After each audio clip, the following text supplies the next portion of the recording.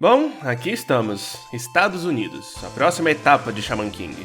E as coisas vão ser diferentes daqui pra frente. Tipo, quando esse arco começou no anime, o mangá tava ali por volta do capítulo 155 ainda, mais ou menos no ponto em que ele começa a introduzir Red Zeb e Seiram na história e quando temos a primeira morte de um protagonista na obra. Guarda o nome por motivo de spoiler. A questão é que ele não tava nem perto de terminar, e eu vou supor que o staff do anime já sabia que a adaptação só ia durar cerca de um ano na TV.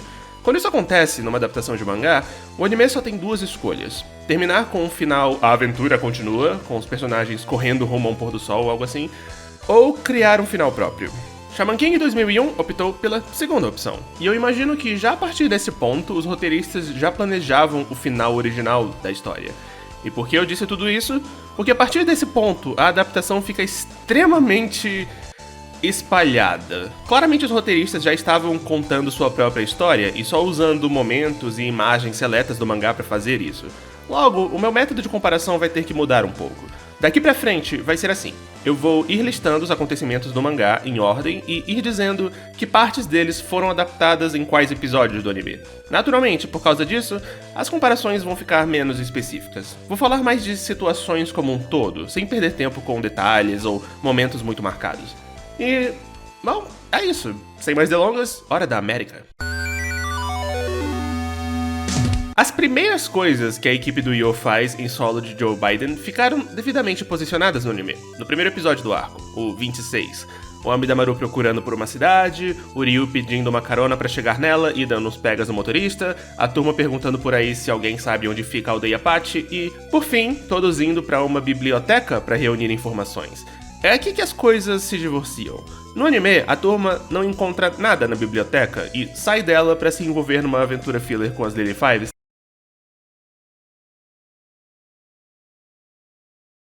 Mas no mangá, um bibliotecário comenta que já ouviu o nome Patch sendo mencionado nas canções de uma tribo indígena conhecida como Seminoas, e direciona a patotinha do Yo para uma mulher situada próxima dali, chamada Lily Lala, que pertence a essa tribo.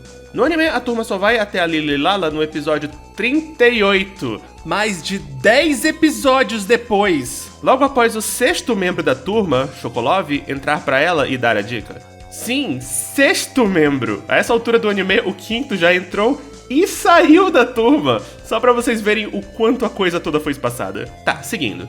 O evento com a Lily Lala, em que ela usa espíritos seminoas pra mostrar pra galera visões da vida anterior do Raul matando geral pra desencorajar eles de permanecerem no torneio, fica bem fiel no geral, com duas diferenças-chave. Uma, no mangá, a Lily Lala, com base na visão do Raul do passado, que era um Patch, acredita que todos os Patch são do mal, enquanto que no anime ela só acredita que eles cometeram um erro ao sediar a luta dos xamãs e permitir ao Raul fazer suas Raulzices.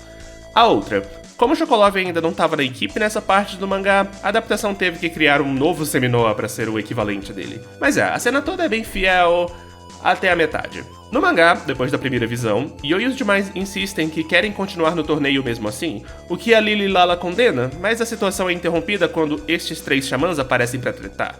Esses três são adaptados no anime, mas só em um outro ponto. Chegamos já nisso.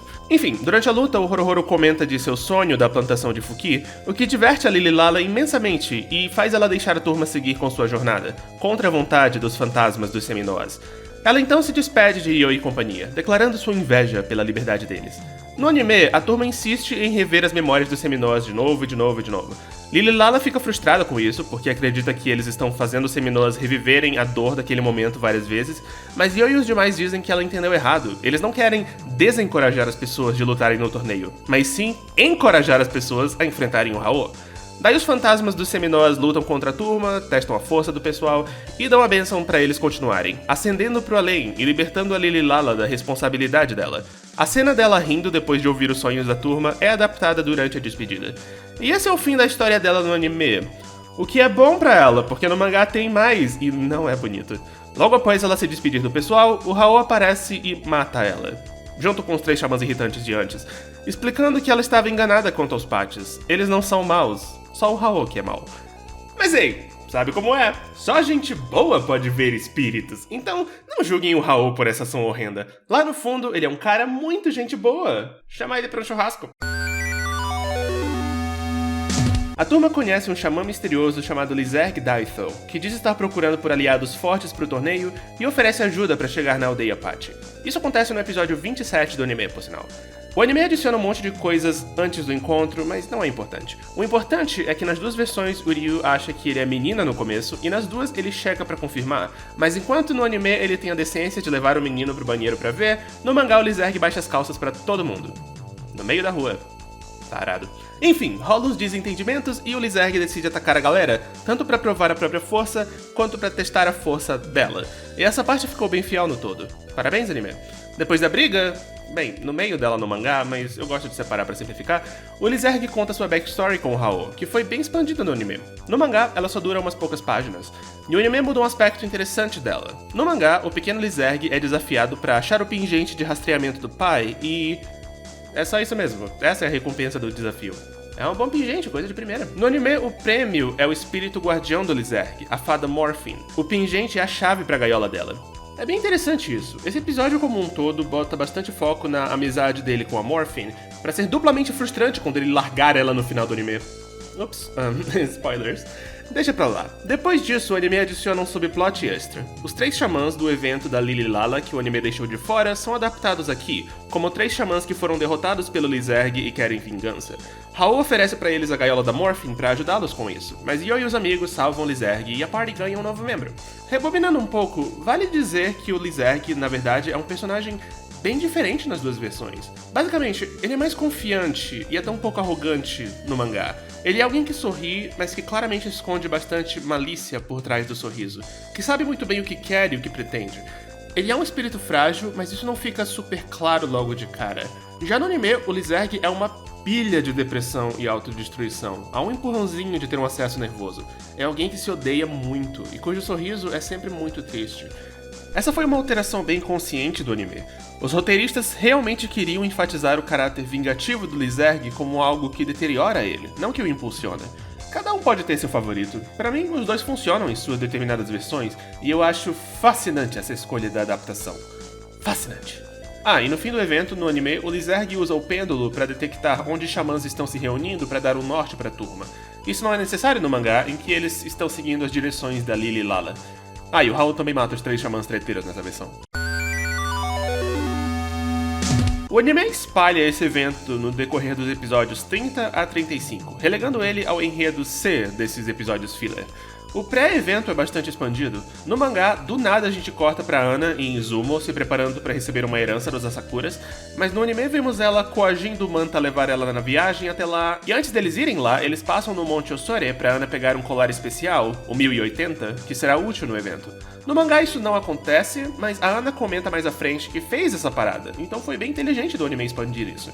E fora a adição do Manta na equação, porque ele tá ausente nessa parte do mangá, o evento como um todo ficou bem fiel. Ana aprende que o Hao foi um Asakura que ganhou poder demais e resolveu criar uma sociedade só de xamãs e recebe o livro das técnicas dele, o Chosen Jiriaketsu, pra entregar pro Yo e deixá-lo mais forte. Ah, e ela também subjuga os 2 Shikigamis guardiões do livro e toma eles pra si. Pouca coisa a comentar de adaptação. Teve uma alteração aqui e ali, mas no geral, super fiel, só apresentado como uma minissérie de 6 episódios por algum motivo. Durante a jornada para a aldeia Pachi, Horohoro se separa da turma e acaba ferido. Ele é acolhido por uma guarda florestal chamada Bluebell Block e resolve ajudar ela com seu problema de caçadores ilegais que podem acabar matando o urso da região que é tipo um amigo dela, o Apollo. Eu tava bem ansioso para falar desse evento porque, por anos, comentários no meu vídeo do Falando Filler do episódio do Allen apontavam essa parte do mangá como sendo a inspiração para ele. Pra quem não viu o vídeo, o episódio 32 do anime veio o Horohoro conhecendo um xamã nativo americano chamado Allen e seu espírito guardião Doto, o urso. E Horohoro tenta impedir ele de matar um monte de trabalhadores inocentes que querem derrubar a floresta pra construir um hotel de luxo. Bom, se serviu de inspiração, foi uma inspiração bem distante, porque fora a existência de um urso na história e da estreia do novo Oversoul do Horohoro, a Kororo incorporada no Ikupasui, os 2 episódios não têm absolutamente nada em comum, nem em história, nem em temas. O capítulo do mangá é mais sobre a cultura Ainu e sua relação com ursos, enquanto que o anime é só uma mensagem ambiental extremamente maldada. Mas pronto, comentários, eu reconheci o que vocês estavam falando, espero que estejam satisfeitos. Sério que vocês ainda não cansaram dessa piada? Bom, ouço e obedeço. Apaga! Apaga! Apaga! Apaga! Ah! Opa, hora de uma alteração das bem grandes. No mangá, seguindo as direções da Lily Lala, a turma chega nas ruínas de uma antiga aldeia Patch, um ponto turístico conhecido como Mesa Verdede, a entrada para o verdadeiro local do torneio. No anime, eles só vão chegar aí no episódio 45, e lá as ruínas brotam do nada, coisa de magia xamã e tal. Continuando com o mangá, em Mesa Verdede, Yo e os demais encontram alguns seguidores do Hao, que mostram surpresa com a semelhança de Yo e Hao, e revelam que Yo é descendente do Hao. No anime, essa informação é dada por um lacaio filler do Hao, que enfrenta o grupo no episódio 33, chamado Ashilo. Daí a turma começa uma luta contra um desses seguidores, um xamã chamado Boris, cujo lance é... bom... Drácula? Ele é um descendente de Vlad Tepes Drácula, e a família dele ganhou poderes do Hao em uma das encarnações anteriores dele. Ele tem esse lance de morder adversários e fazer uma pseudo-conversão de vampiro. Na verdade, ele joga o espírito guardião dele para possuir a pessoa. E luta especialmente contra o Ryu. Então, o anime retrabalhou muito Boris, muito mesmo. Aqui ele é o foco de um mini arco dos episódios 35 e 36, onde a turma chega numa cidade nova e ouvem a lenda de um vampiro que vive nela, que morde Ryu e vira todo um filminho de suspense centrado em uma igreja, que culmina numa luta contra o Boris. Se me permitem parcialidade, eu realmente prefiro o que o anime fez. Porque fala sério, como você bota um vampiro na sua história e não faz um pouquinho de Castlevania com ela? Tá, mas enfim. Poucas coisas do mangá foram adaptadas aqui. Pra ser mais específico, 1. O Boris matando um outro lacaio do Hao por motivos bem diferentes em cada versão. 2. Esta cena do Ryu usando os tentáculos do lagartixa pra segurar as estalactites do Boris. E 3. Pedaços da backstory do Boris e do Vlad, mas tipo, não muitos. O resto foi todo alterado. Foco particular pro espírito guardião do Boris, Blamro, o caçador de vampiros. No mangá, o Boris, por vingança, porque foi o Blambro quem caçou e matou seus antepassados, torturou o espírito do homem, de alguma forma, por anos, até ele perder completamente a vontade própria e virar um fantoche para ele usar. No meio da luta, o Amidamaru consegue, de alguma forma, redespertar a vontade própria do Blambro, e ele imediatamente vai pro além. Tchau, Boris, quero isso não, beijos, não me liga. No anime, ele virou uma figura muito mais simpática. Ele se arrepende amargamente de matar os pais do Boris porque... bom, confirmou que eles eram humanos quando eles morreram.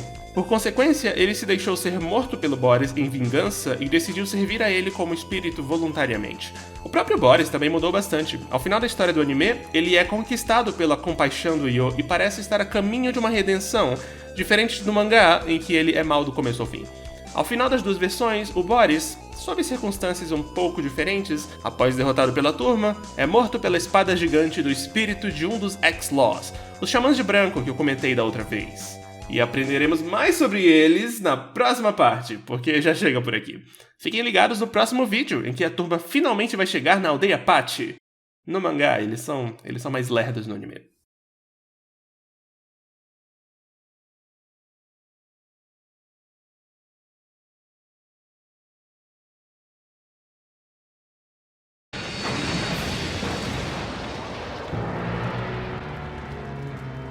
Se eu não fizer alguma coisa, todo o meu território vai se queimar!